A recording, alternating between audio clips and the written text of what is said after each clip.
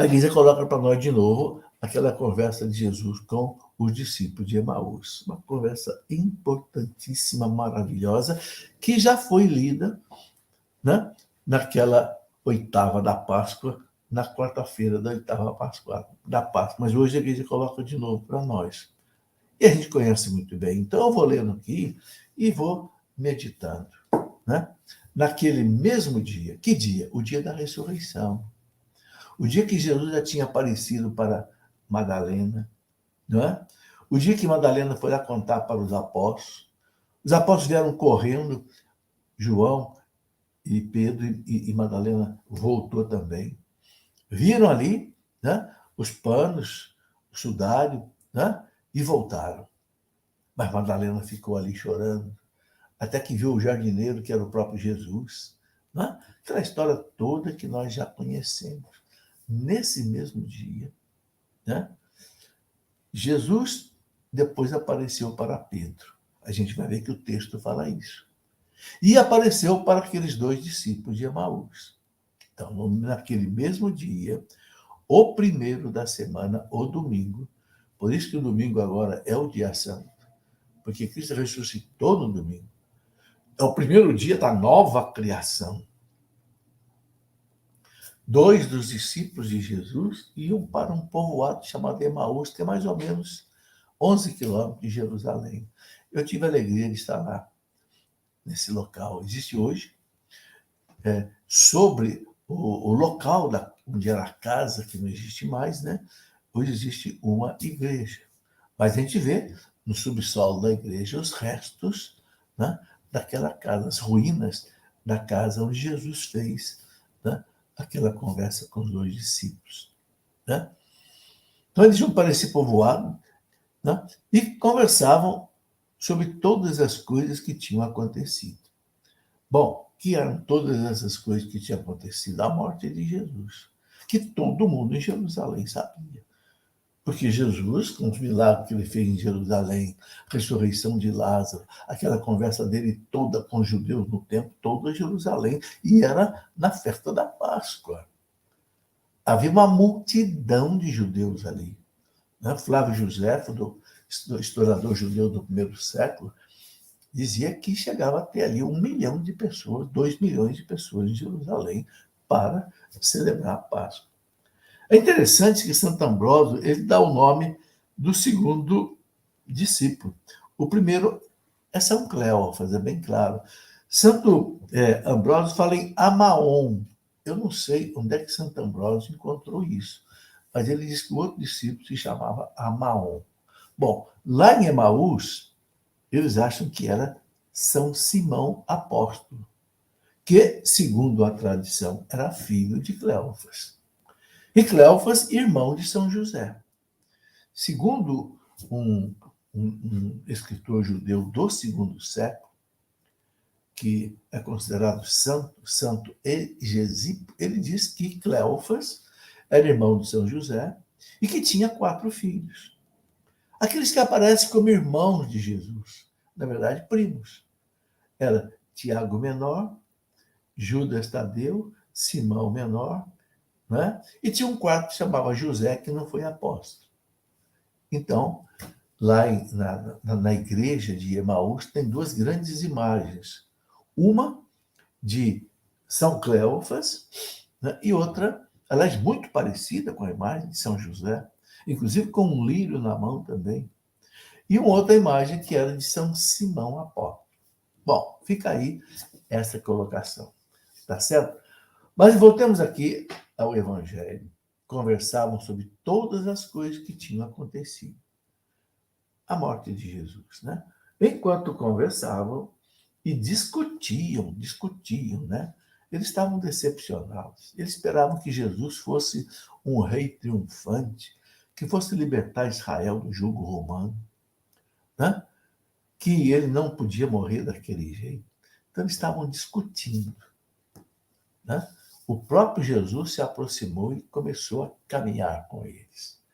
Olha que bonito, gente. Quando a gente está angustiado também, quando a gente está desesperado, Jesus caminha conosco. Porque ele está ressuscitado. Chama por Jesus. Né?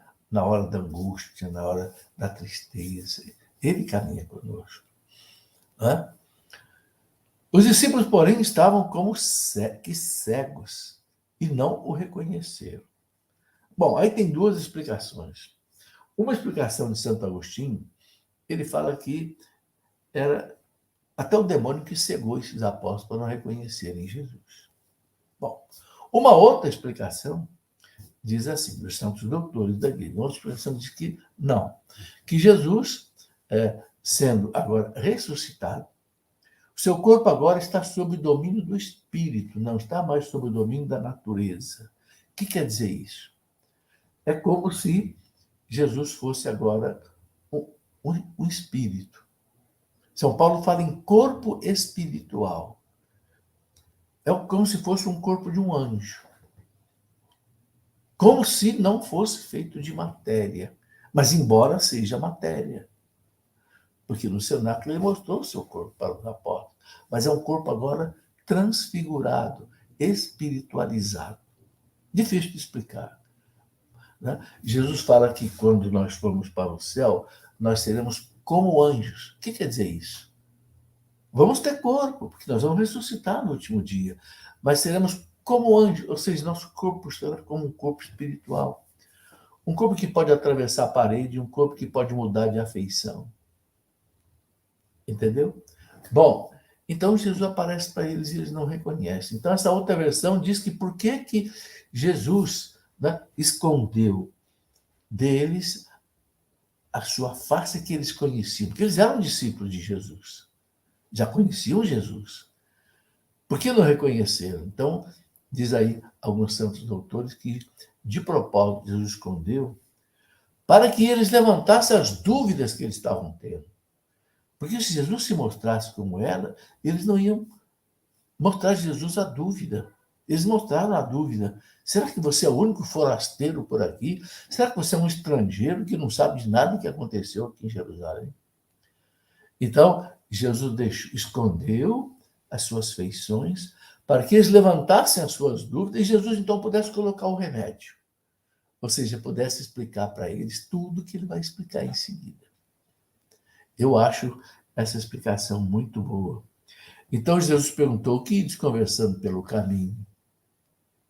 Eles pararam com o rosto triste. Olha, com o rosto triste, né? Estavam desiludidos, acabou tudo. Não tem mais nada para fazer. E um deles, chamado Cleófas, lhe disse: tu és o único peregrino, estrangeiro, né, em Jerusalém, que não sabe o que lá aconteceu nesses últimos dias. E Jesus perguntou o que foi. E eles responderam: o que aconteceu com Jesus, o Nazareno, que foi um profeta poderoso em obras e palavras, de um profeta. Eles não falam filho de Deus. Eles ainda não acreditavam que Jesus era Deus.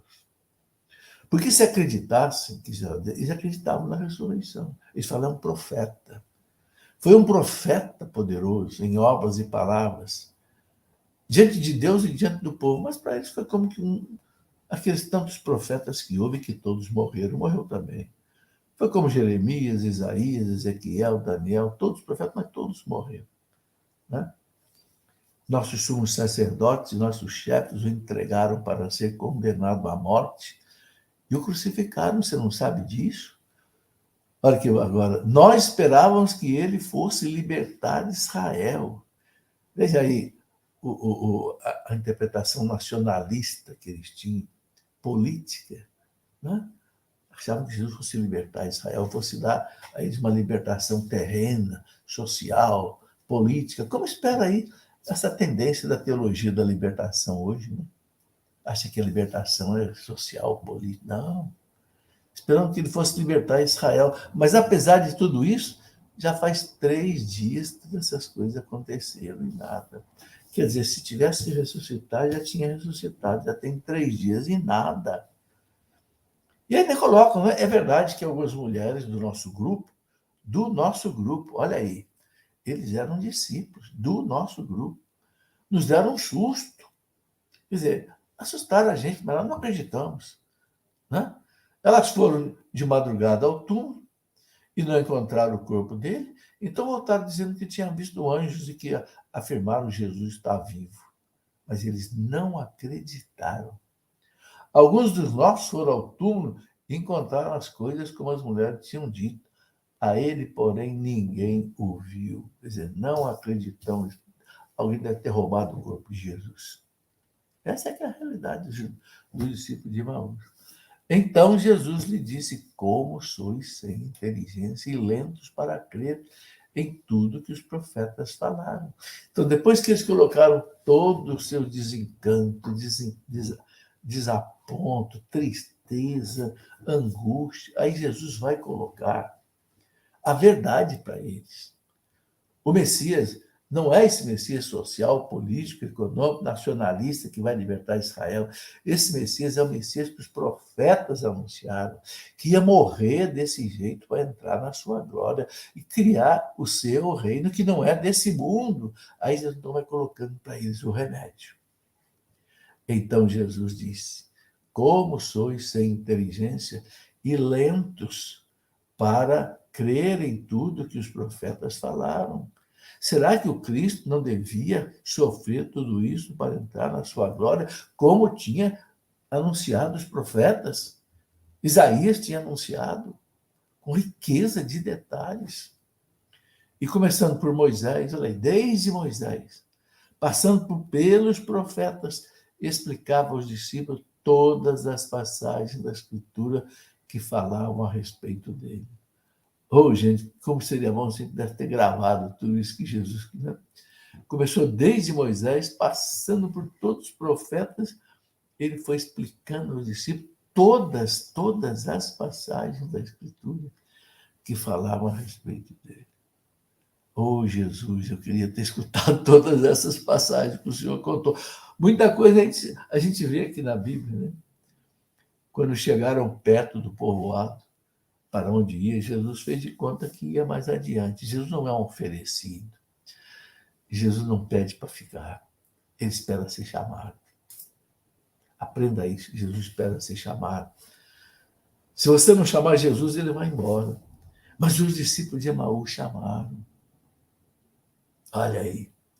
Eles, porém, insistiram com Jesus, dizendo: fica conosco, pois já é tarde, a noite já vem chegando. Você também, eu também, vamos insistir com Jesus quando a gente estiver triste, magoado, não estiver, né, bem. Vem, Jesus, fica, Jesus, não vai embora não, Jesus. Né? Fica conosco porque já é tarde, a noite vem chegando, fica, Jesus, já é tarde, eu estou com a cabeça pesada, Jesus, estou magoado, estou triste, estou complicado, Jesus, fica comigo, Jesus. Ele ficou, né? E aí, que bonito, né? Quando se sentou à mesa com eles, tomou o pão, abençoou, partiu e lhes distribuía. Reparem, gente, é a mesma coisa que Jesus fez na multiplicação dos pães. Na multiplicação dos pães, ele pegou aqueles 5 peixinhos, abençoou, partiu e deu para os discípulos distribuir. Na Santa Ceia, em que ele instituiu a Eucaristia, ele fez a mesma coisa. Pegou o pão, abençoou, partiu e deu para os discípulos. Aqui ele faz de novo a mesma coisa. Jesus como que celebra uma missa aqui em Emaús com esses dois, né? Tomou o pão, abençoou, partiu e lhes distribuía. Nisso os olhos dos discípulos se abriram e eles reconheceram Jesus. Olha aí, gente. É na Eucaristia que a gente reconhece Jesus. É quando se alimenta de Jesus, com o seu corpo, que a gente reconhece Jesus. Aí, meus irmãos, a importância da Eucaristia, de comungar bem, com a alma preparada, sem pecado mortal, com desejo de encontrar Jesus, com desejo de amar a Jesus, com desejo de servir Jesus. Então, você vai reconhecer Jesus. Como os discípulos de Emaús reconheceram. Né? Reconheceram Jesus. Jesus, porém, desapareceu da frente deles. Pronto, agora pode desaparecer, porque nós já te vimos. Já te vimos ressuscitado, então sabemos que o Senhor ressuscitou. Né? Aí um outro falou para o outro assim, né? Não estava ardendo o nosso coração quando ele nos falava pelo caminho e nos explicava as Escrituras. Eles entenderam, era Jesus que falava conosco. Como é que nós somos burros? Como é que nós somos cegos e não entendemos que era Jesus que falava com a gente? Gente, quando a gente escuta o Evangelho, é Jesus que fala com a gente. Nós não podemos ficar cegos igual esses discípulos de Emaús. Quando a gente lê a Bíblia, quando a gente medita, é Jesus que está falando conosco. É o Espírito Santo que inspirou toda a Bíblia. E que bonito, né? Na mesma hora, eles se levantaram e voltaram para Jerusalém. Nossa, não podemos ficar aqui. Temos que contar para os apóstolos. E voltaram para Jerusalém, encontraram os 11 reunidos. Engraçado, só que Tomé já não estava ali. Né? Reuniram com os outros. E eles confirmaram, realmente o Senhor ressuscitou e apareceu a Simão. Olha aí, eu tinha dito a vocês que apareceu a Simão. Aqui São Lucas está dizendo, ressuscitou e apareceu a Simão. Nós estamos sabendo disso. Então os dois contaram o que tinha acontecido no caminho e como tinham reconhecido ao partir o pão. Mas o Evangelho dizendo que eles ainda não acreditaram. Mas aí Jesus aparece. Aí continua todo o Evangelho, que não está narrado aqui hoje, né? Jesus aparece, mostra para eles, né? Seu corpo, come com eles e tudo mais que a gente já sabe.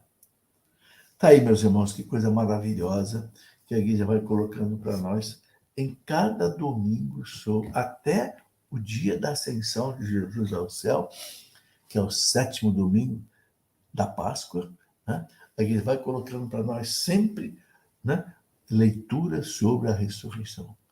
Por quê? Porque é a coisa mais importante da nossa fé. Que São Paulo disse, se o Cristo não ressuscitou, perdemos tempo. É vazia a nossa fé. Não, nós temos certeza. E para ajudar a nossa fraqueza, a igreja coloca para nós todos esses temas, para que a gente, né, vá aí meditando. Tá certo? Muito bem, meus amigos. É isso que eu queria colocar para vocês hoje. Fiquem com Deus nesse sábado. Que Deus dê a vocês, né, um domingo abençoado por Deus. Que renove em cada um de nós a fé na ressurreição. Que Jesus ressuscitado caminhe conosco. Nós tenhamos sempre essa consciência, lembrar sempre disso. Né? O Senhor ressuscitado caminha conosco. Não temerei. Como disse o Papa João Paulo II, quero encerrar com essa frase, mais uma vez, do Papa João Paulo II, né? Não tenham medo, porque o Senhor ressuscitado caminha conosco. Meus irmãos, o maior mal desse mundo de hoje é o medo. Só Jesus ressuscitado, a crença nele, a certeza dele, né, é que tira de nós o medo. Amém? Um grande abraço. Que Nossa Senhora nos abençoe. Que Nossa Senhora, a mãe do ressuscitado, conceda para cada um de nós essa graça de nós termos a consciência, a fé do Senhor ressuscitado do nosso lado. Amém.